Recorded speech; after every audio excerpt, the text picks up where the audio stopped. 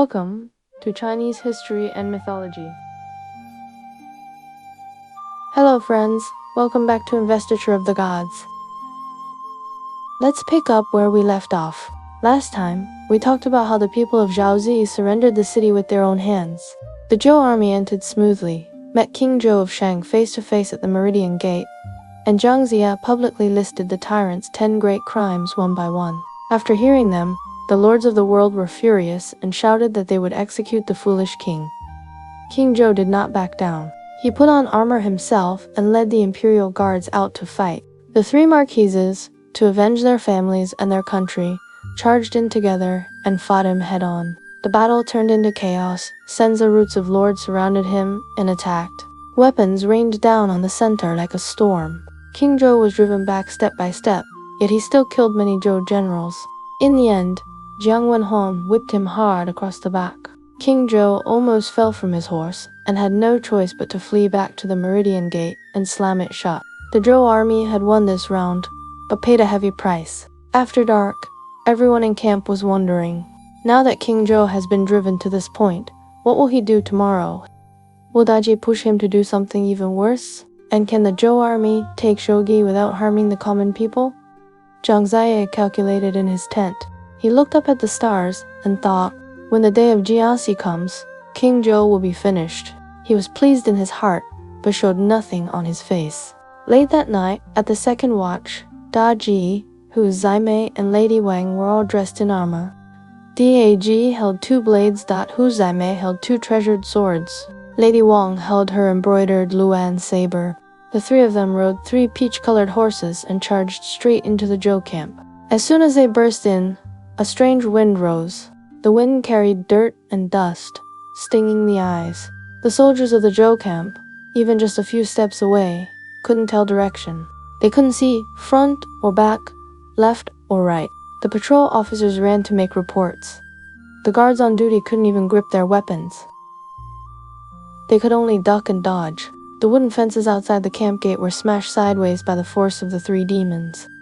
The wagon formations were scattered into a mess, and even the heavy troops were broken apart. All the generals, big and small, were startled awake. Someone ran to report to Jiang-Zi-Ya at once. Jiang-Zi-Ya stepped out of his sleeping tent, saw demonic energy rolling through the sky, dust flying through the camp as if a giant beast had broken in. He shouted, "All disciples, move together and capture the demons." Neja was the first to rush out, riding his Wandan fire wheels, fire golden spear in hand. Yang Jian followed on his white horse, lifting his 3-pointed blade. Lei Zhenzi raised his golden staff. Wei, who hefted his demon subduing Tle Jing, took up his halberd. Jin, Za, and Muza swung 4 swords between them. The 7 of them charged out of the central tent together, rushing toward the 3 demons. The 3 demons rampaged wildly, killing to the left and right. Yang Jian roared, "Animals! You dare cause trouble here?" The 7 surrounded the 3 demons in the middle. Jiang-Zi-Ya stayed in central command and did not move. He used the 5 thunder proper method to suppress the demonic aura. He raised his hand and pointed at the sky. It was as if a massive force dropped from midair. The 3 demons shuddered with fear. They knew they could not win. Seeing that all 7 disciples were skilled in magic, and seeing Jiang-Zi-Ya casting spells, they did not dare keep fighting. They rode the demonic wind, took their horses, and fled out of the Zhou camp, racing back toward the Meridian Gate. King Zhou was waiting for them outside the gate. When he saw them return, he rushed forward. "How did it go? Are you hurt?" Daji panted. "Jiang-Zi-Ya has too many disciples. We couldn't beat them. We almost didn't make it back." Hearing this, King Zhou said nothing at all. His face grew very dark. He walked through the Meridian Gate, back into the Great Hall, sat down, and suddenly began to cry. "Heaven wants to destroy me. I truly have no way out now." Daji wept. "I thought we could succeed tonight, but our strength wasn't enough." King Zhou said, "This is heaven's will. From now on, the 4 of us must separate. We will each go on to another life. We must not be entangled again."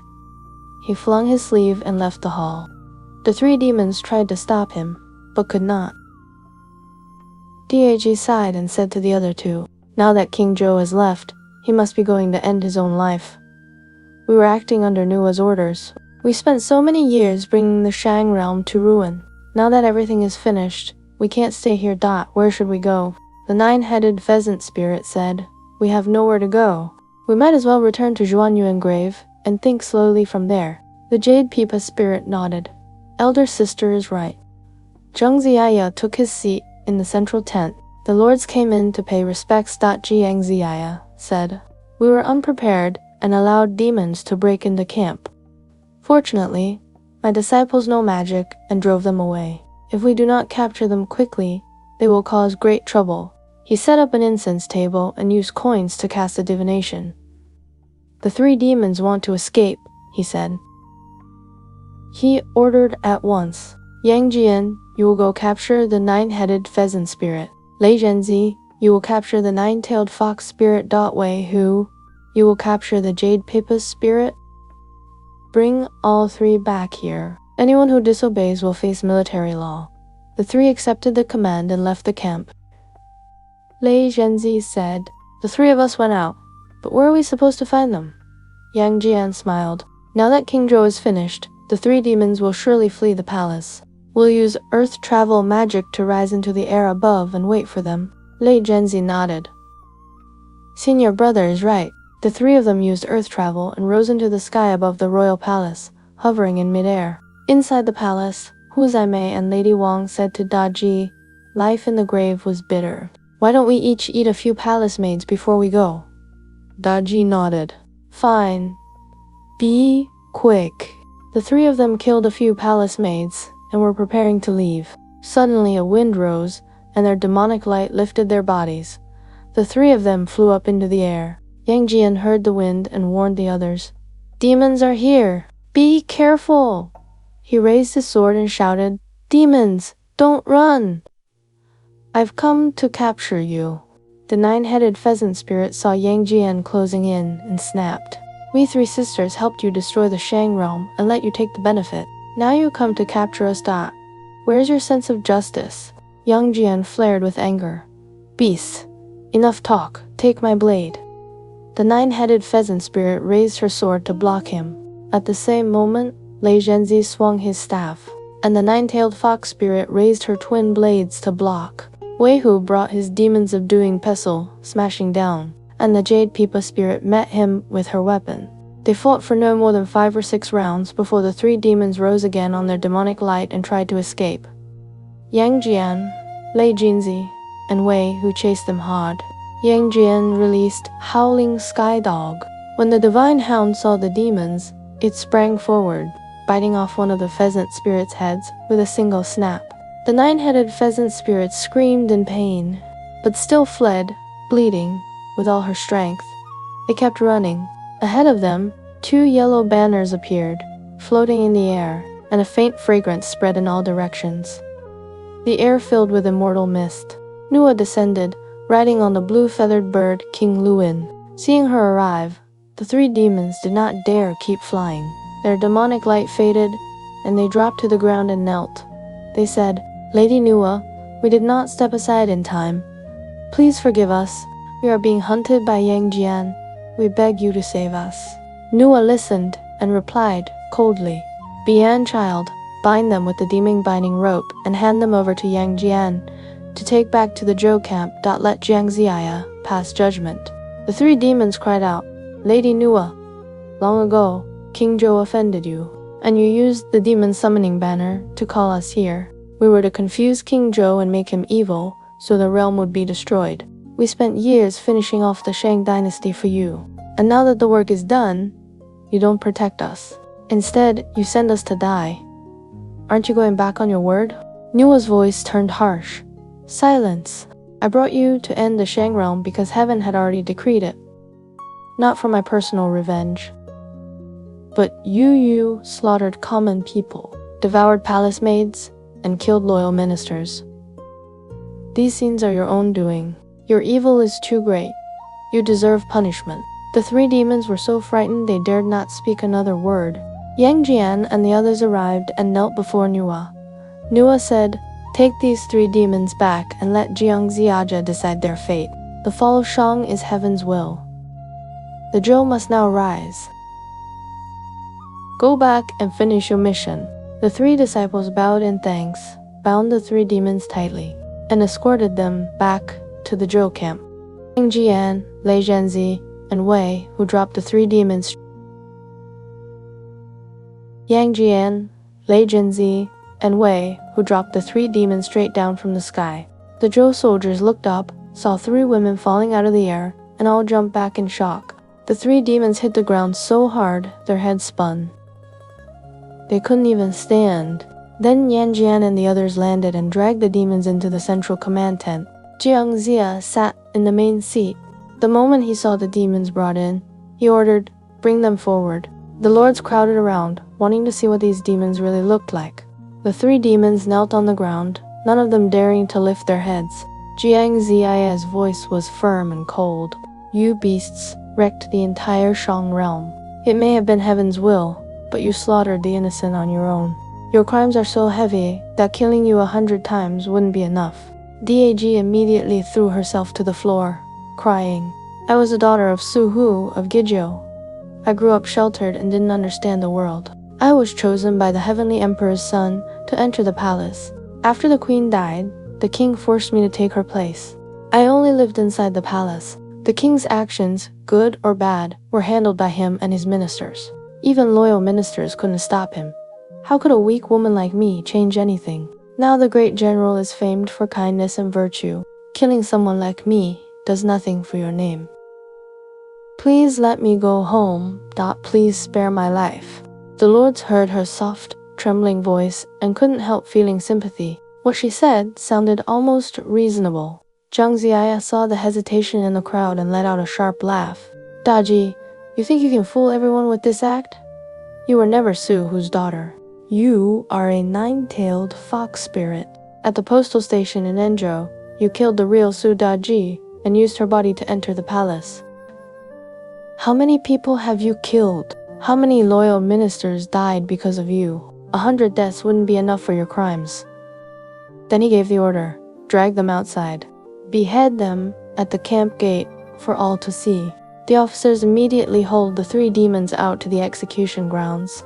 Jiang-Zi-Ya, Jiang-Zi-Ya, and Wei Hu were assigned as supervisors for the execution. At the execution ground, the pheasant spirit lowered her head in silence. The Pipa spirit said nothing either.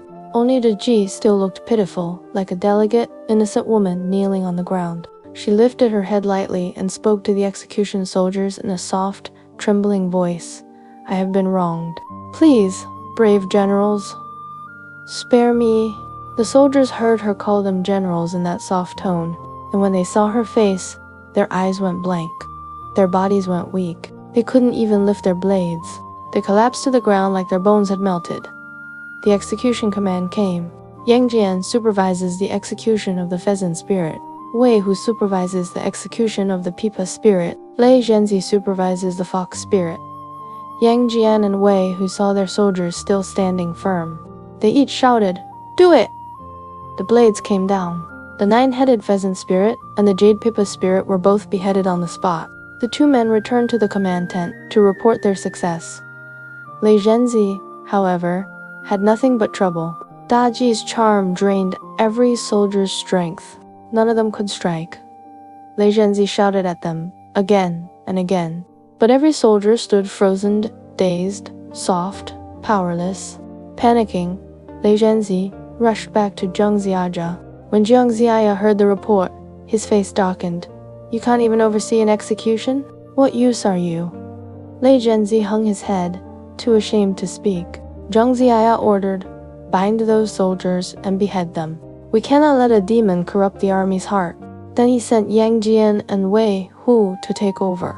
A new group of soldiers dragged Diaji back to the execution grounds. But the moment she opened her mouth, the instant she lifted her eyes, those soldiers went soft again, as if their bones had turned to mud.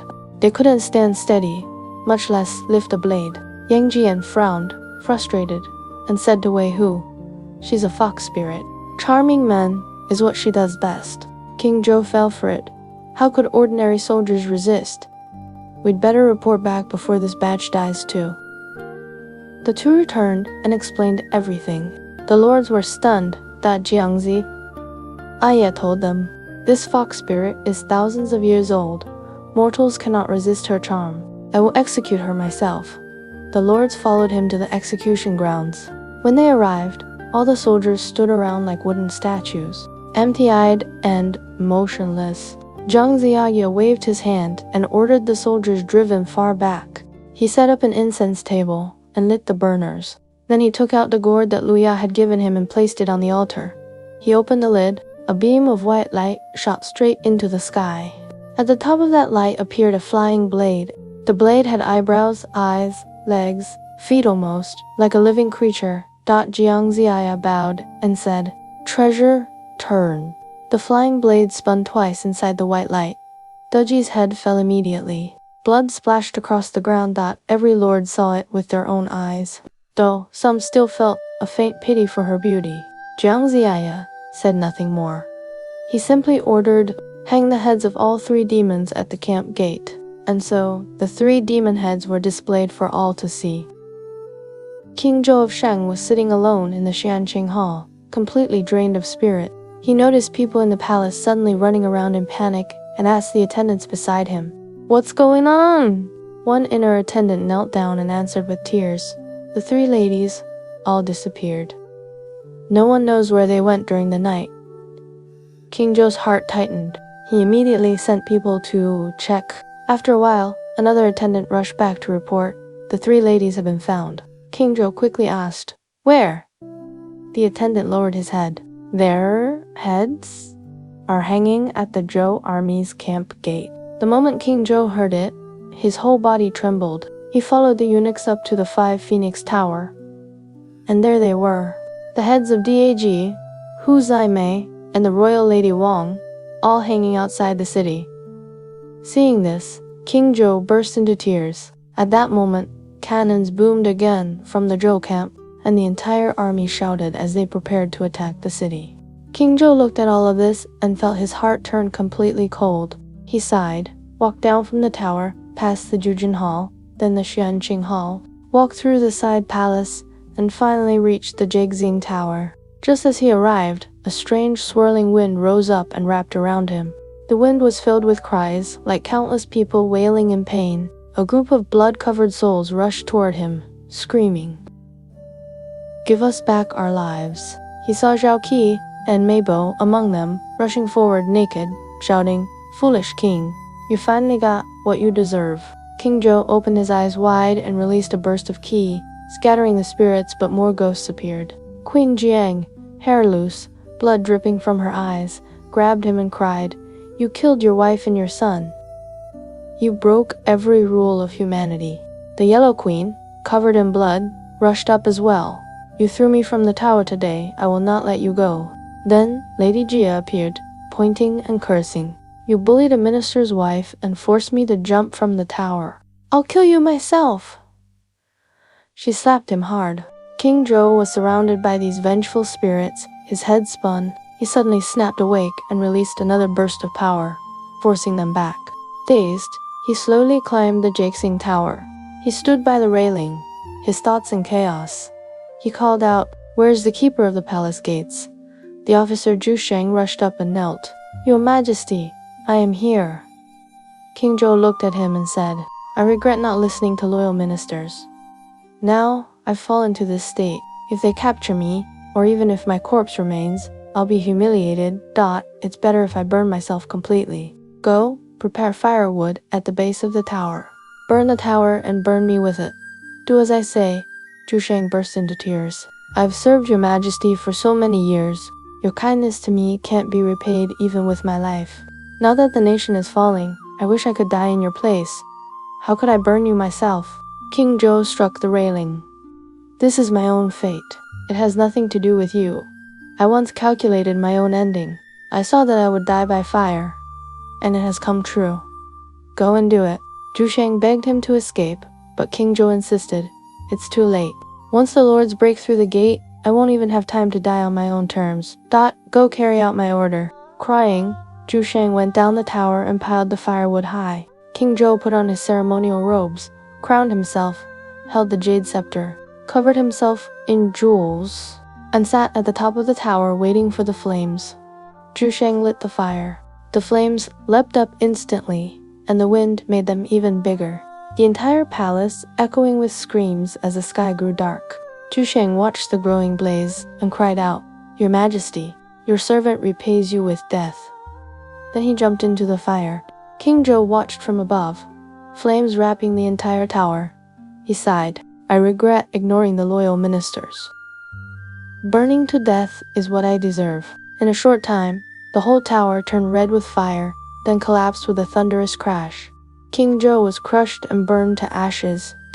Just then, the Wu Gate opened. Palace, women, guards, and officers walked out carrying water and flowers to welcome the Wu King Ji, Fa, and the Zhou lords into the city. Jiang-Zi-Ya ordered the soldiers to put out the fire. Wu King Ji Fa said, "King Zhou may have been cruel, but the inner palaces are full of women. They have suffered enough. We must save the palace. No looting, no harm to innocents." Jiang-Zi-Ya announced, "Only put out the fire. Anyone who steals will be executed." Everyone in the palace cried out, "Long live the Wu King." Inside the Zhujian Hall, the lords watched the soldiers put out the fire. Wu King Jifa looked up at the large bronze pillars and asked, "What are these?" Jiang-Zi-Ya replied, "These were King Zhou's torture devices. They are called Powel Wu." Wu King sighed, "Just seeing them makes my heart cold. He was truly cruel." Jiang-Zi-Ya then took him to the base of the Jixing Tower. There they saw the chai pen, filled with snakes and scorpions, the wine pool, the meat forest, and bones everywhere. Wu King shook his head. How could he be this brutal? They moved to the collapsed tower. Among the ashes were burned bodies. Wu King turned away. "Bury them properly. Don't leave them exposed. Find King Zhou's remains to bury him with the rights of a son of heaven. His body must not be left like this." Jiang-Zi-Ya sighed. King Zhou died without pity, but the king still chooses to bury him with honor. That is true kindness. Then they walked to the Deer Terrace, where mountains of jewels and gold were piled high. Wu King sighed again.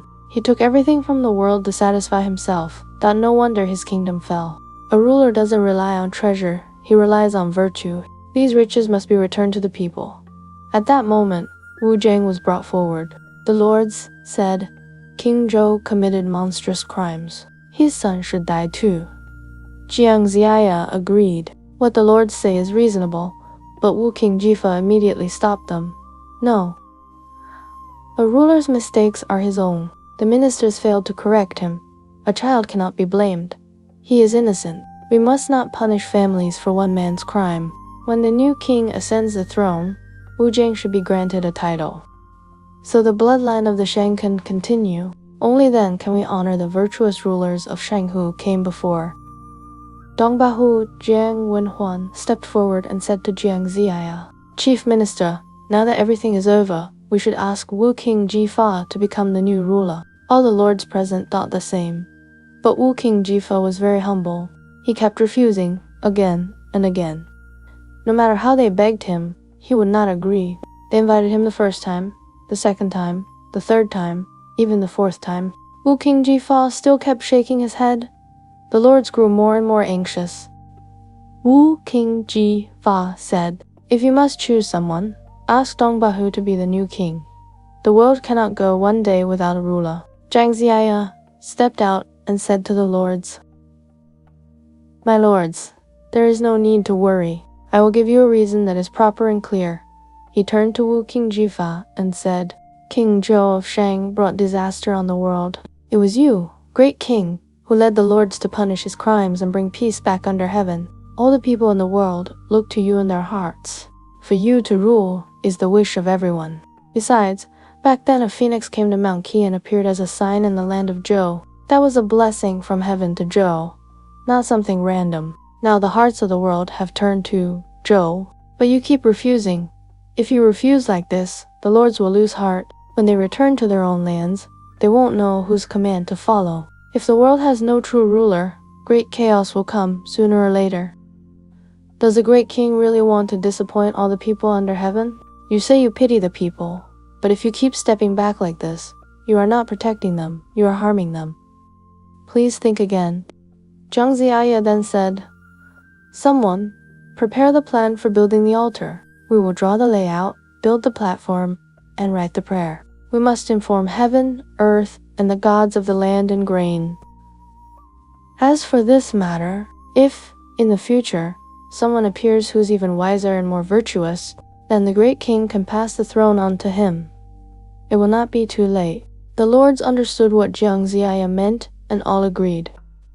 Zhou Gongdan led people to build the altar platform. On top of the platform, they placed all the vessels needed for the sacrifice, arranging them properly before starting the rite. When everything was ready, Jiang-Zi-Ya invited Wu King Jifa to go up. Wu King Jifa still insisted on giving way and refused again and again. Only after many polite refusals did he finally walk up to the altar. The 800 lords stood in neat rows on both sides. Zhou Gongdan held the written prayer in both hands, walked up, and read it out loud. When he finished reading, Zhou Gongdan burned the prayer. The smoke rose into the sky. Gentle, peaceful clouds appeared around them.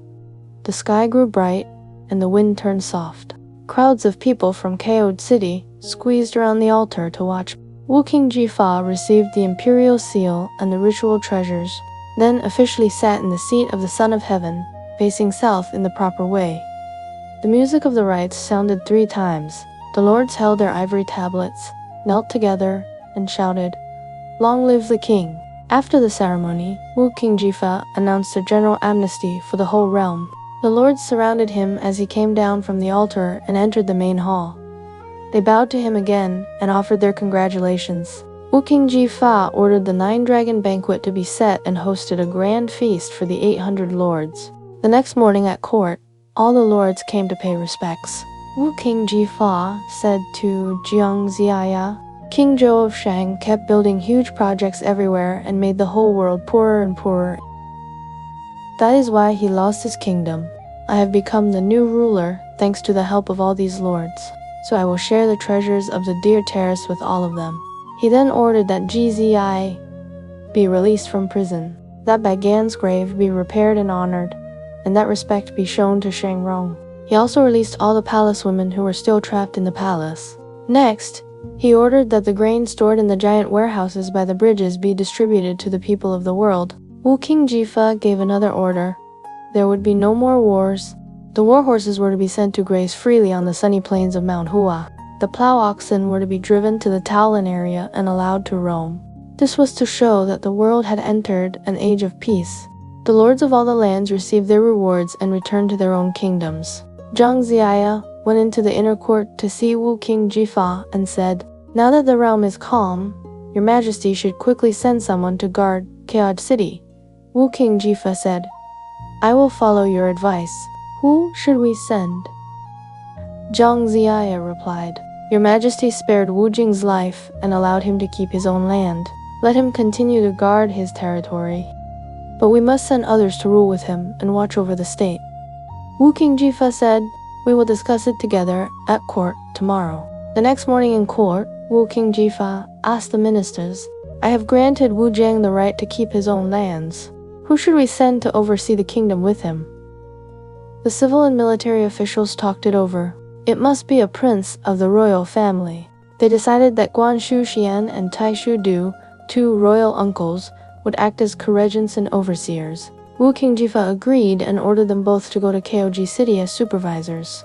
He also said, "You will return to your posts tomorrow." The next day, the people of Chaos City crowded the roads, supporting the old and leading the young, blocking the way to keep Wu King Jifa from leaving. They cried loudly, "Your Majesty saved us and let us live. If you leave now, we will be like children without parents. Please stay and rule here with us." Wu King Jifa comforted them. "I have already arranged for 2 royal uncles to govern Chaos City. They will treat you just as I would." The people could not keep him and wept bitterly. Their crying could be heard all through the city. Wu King Jifa also felt sadness. He said to Guan Shu-Xian and Tai Shu-Du, "You see how much the people rely on us. The common folk are the root of a kingdom. You must not harm them. You must care for them as you would care for your own children. If you fail them, I will use the law of the land to deal with you. I will not protect you just because you are my brothers. You must do your best." The 2 princes accepted the order. That same day, Wu King Jifa left Kayaj City. The people cried as they walked behind his carriage, seeing him off along the road. When Wu King Ji Fei reached Menjin, he remembered the first time he had come there. Back then, thousands of troops had gathered on the riverbank. A white fish had suddenly jumped into his boat, and the whole army had been tense and alert. Now, coming there again with the realm at peace, he felt a deep emotion in his heart. They crossed the Yellow River, passed Mianchi, and went through the 5 passes. As Jiang-Zi-Ya walked along the road, he thought of all the generals who had died in battle and felt heavy sorrow. The group passed Shouyang Mountain and Yan Mountain, and finally reached Siki. Sun Yasheng and Huang Gong, bringing many officials, knelt by the roadside to welcome them. Wu King Jifa sat in his carriage and saw San Yisheng and Huang Gun, whom he had not seen for many years, and also Huang Gun's grandson, Huang Tianzhu. Wu King Jifa said, "I led the Eastern campaign for 5 years. Seeing you all again today fills me with many feelings." San Yisheng walked up to the carriage and said, "Your Majesty has already become the Son of Heaven. The realm is at peace. The people live in safety. That is the greatest joy of all. Why should your Majesty still feel sad?" Wu King Jifa said, "I led the lords in this campaign, from Ziki to Kayaj City. Along the way, so many loyal ministers and brave generals died. They gave their lives too early and cannot enjoy this peace with us. Now I look at you old ministers and see that 5 years have passed. All of you have changed and grown older.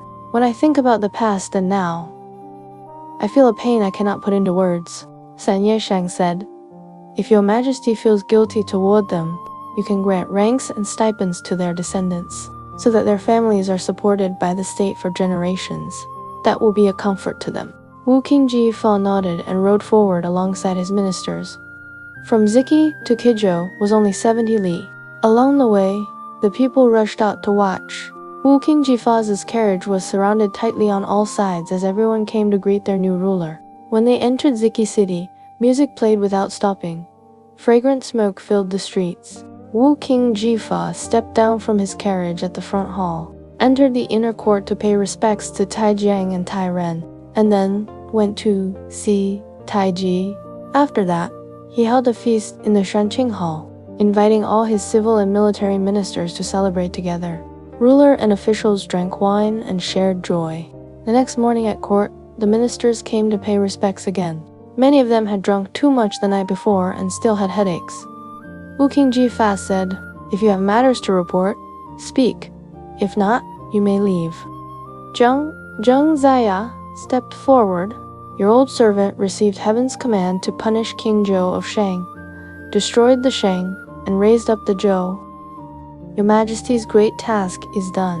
But over these years, many generals died in battle, and many immortals also lost their bodies. None of them have yet been granted their proper places. I plan to ask leave in a few days to return to Kunlun Mountain and see my master.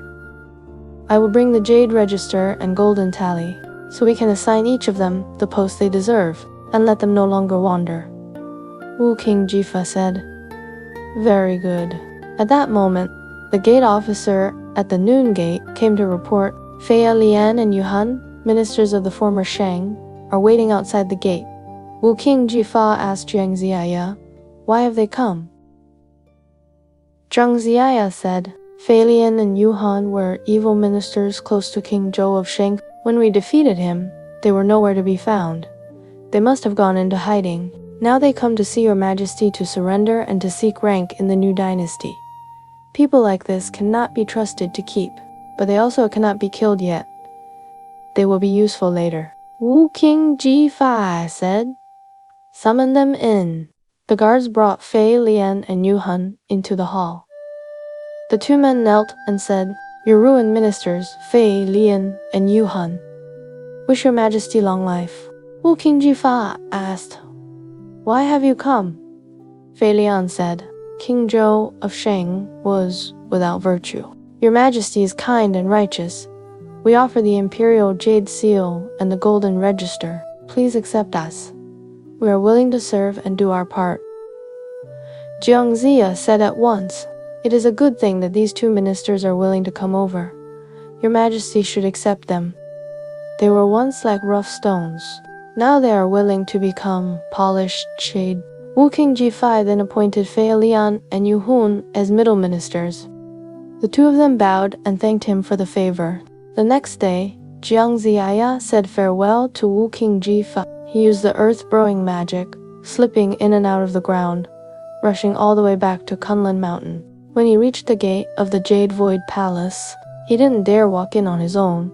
He simply stood outside and waited quietly. After a while, the white crane attendant walked out of the palace. When he saw Jiang-Zi-Ya, he quickly straightened up and said, "Master Uncle, you've arrived." He went back inside to report to Yuanqi Tianzun, then returned and led Jiang-Zi-Ya into the palace. Jiang-Zi-Ya walked up to Yuanqi Tianzun, immediately knelt, and bowed deeply. "Your disciple, Jiang Sheng, wishes that my teacher live forever. I came up the mountain today to request the jade tallies and the divine decrees. During the war, many loyal ministers, filial sons, and many immortals who were taken by fate have all fallen in battle. None of them have been given their proper posts. I wish to ask for the jade tallies and the decrees, so I may assign each one a proper place, so they will not wander without a home.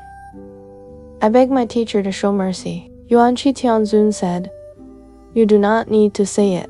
I already know why you came. Go back for now. In a few days, someone will deliver the tallies and decrees to the Fenshan platform." Zheng Ziagi bowed to the ground in thanks, left Kunlun Mountain, and returned to Ziki to tell Wu King Jifa everything. One day passed quickly. Then, music suddenly sounded in the air, and fragrance drifted down from the sky. A group of yellow-turbaned warriors descended, carrying ritual banners, with the white crane attendant at their center. They arrived at Jiang-Zi-Ya's residence to deliver the jade tallies and the golden decrees. Jiang-Zi-Ya received them with respect and placed them carefully on the incense altar.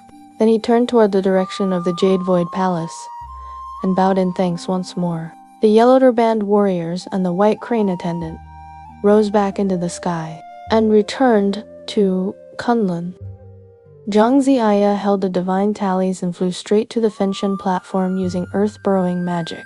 A good fortune deity by Jian came forward to greet him. Jiang-Zi-Ya placed the tallies right at the center of the platform.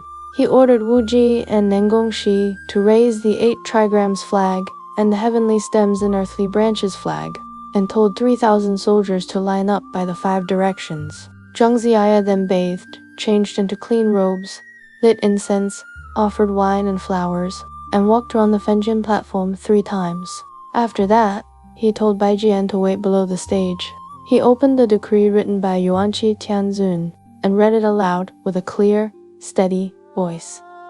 When he finished reading, he placed the tallies on the altar table, put on his full armor, raised the Ebrikatilo flag in his left hand, held the god-striking whip in his right, stood tall at the center of the platform, and shouted, "Bai Yan, hang the Fenshan list below the platform. All spirits come forward in order, no pushing in line." Bai Jian obeyed.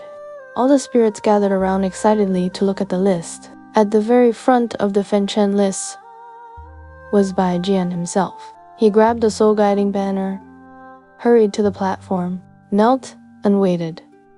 Jiang-Zi-Ya said, "By the decree of the Supreme Yuanqi Tianzun, Bai Jian, long ago you were a general under the Yellow Emperor Xuanyuan. You died in battle fighting Chu, and your soul wandered to the North Sea for ages with no home. Now, you have guarded the Fenshan platform with merit. You are hereby named the leader of the 3 realms, and placed in charge of all 365 good fortune deities." Bai Jian bowed and thanked him, then stepped aside with the 100 spirits banner. Jiang-Zi-Ya called, "Bring Huang Tianhua to receive his title." Bai Jian guided Huang Tianhua forward. Huang Tianhua knelt at the foot of the platform. Jiang-Zi-Ya proclaimed, "By decree of Yuanqi Tianzun, Huang Tianhua, loyal to your country and filial to your father. You died young on the battlefield before you ever enjoyed honor or reward. Your sacrifice moves all hearts. You are now sealed as the righteous spirit of the 3 mountains." With the title Bingling Gong, Huang Tianhua bowed and stepped aside.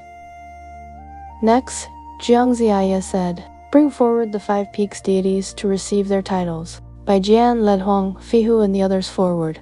Jiang-Zi-Ya read, "By decree of Yuanqi Tianzun, Huang Fihu is named the foremost of the 5 peaks, the Grand Emperor of the Eastern Peak Mount Tai, he who rules over fortune and disaster in the world, and who oversees all 18 levels of the underworld. All cycles of life and death shall first be judged by the Eastern Peak." Jiang-Zi-Ya finished reading. Bai Jian lifted his banner and went to receive the next group. Suddenly, when Taishi arrived with the 24 Thunder Generals, he refused to follow behind Bai Jian and marched straight to the platform without kneeling. Jiang-Zi-Ya immediately raised the God-striking whip and shouted, "Thunder Generals, kneel and receive your titles." When Taishi saw the whip and finally knelt with the others, Jiang-Zi-Ya proclaimed, "By decree of Yuanqi Tianzun, when Zhang is sealed as the supreme thunder god of the 9 heavens, the universal transformer of heaven's power, you shall lead the 24 heavenly thunder lords, govern clouds, rain, protection, and lightning, nourish all living things, and punish evil while guarding the good." One by one, Jiang-Zi-Ya continued, assigning roles according to merit, destiny, and nature. All 365 righteous gods received their positions. Once the final name was read, the wind around the Fengshen platform settled, the dark clouds cleared, and sunlight shone again. Jiang-Zi-Ya stepped down from the platform and told Nangongxi, "Gather all civil and military officials. Meet me at Mount Qi for final orders." The next day, the officials arrived. Jiang-Zi-Ya sat in command and ordered, "Seize Fei, Lian, and Yu Hong." The 2 knelt, shouting, "We are wrongly accused." Jiang-Zi-Ya laughed. "You too served the wicked king, and now you try to flatter the new one? You care only about gain, not loyalty or righteousness. Do you think I cannot see it?" He waved his hand. "Execute them." The guards dragged them outside the gates and carried out the sentence. After dealing with them, Jiang-Zi-Ya returned to the Fengshen platform and shouted, "Bai Jian, bring the souls of Fei Lian and Yu Han to receive their titles." Soon, Bai Jian returned with their spirits. Jiang-Zi-Ya read, "By decree of Yuanqi Tianzun, you too are sealed as the gods of dissolving ice and crumbling stone. Though you are fierce spirits, you must still fulfill your duties with care." They bowed and stepped away. With that, the entire Fengshen ceremony was complete. Jiang-Zi-Ya left the platform and returned to Ziki with all the officials. In this chapter, Jiang-Zi-Ya finished appointing every deity, placed all 365 righteous gods in order, and punished Fei Lian and Yu Han for their treacherous actions. The great task of the Fengshen list was finally done. Jiang-Zi-Ya returned to Ziki with the officials. Wu King Jifa had already brought peace to the land, and the people lived safely and calmly. It looked like the world had finally settled down. But after the Fengshen ceremony, the 3 realms should have become peaceful. But will they really stay that way? Those newly appointed gods, will they truly remain harmonious? Or will their own desires create new troubles? And Jiang-Zi-Ya himself, now that the Fengshen duty is done, where will his own fate lead him? We'll talk about that in the next episode.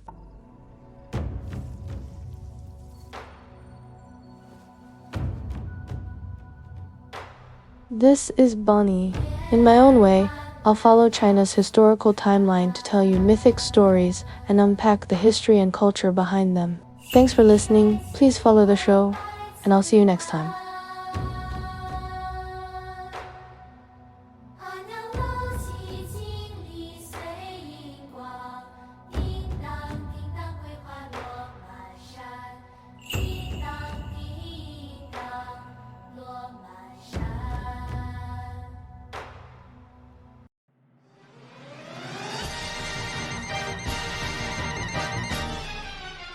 Oh, by the way, quick heads up. My other show, Monkey King's Son, Wukong, Journey to the West, is now live. If you love Journey to the West, if you're a true fan of Sun Wukong, You don't want to miss this. I'll walk you through a fresh reading of the story, clear, simple, and fun. We'll unpack the characters and plot, and I'll point out the hidden meanings and the rich Chinese cultural power inside this classic. Just search Monkey King Sun Wukong, Journey to the West. Look for the show with the same icon as this one. Follow along with Bonnie, and let's rediscover Journey to the West together.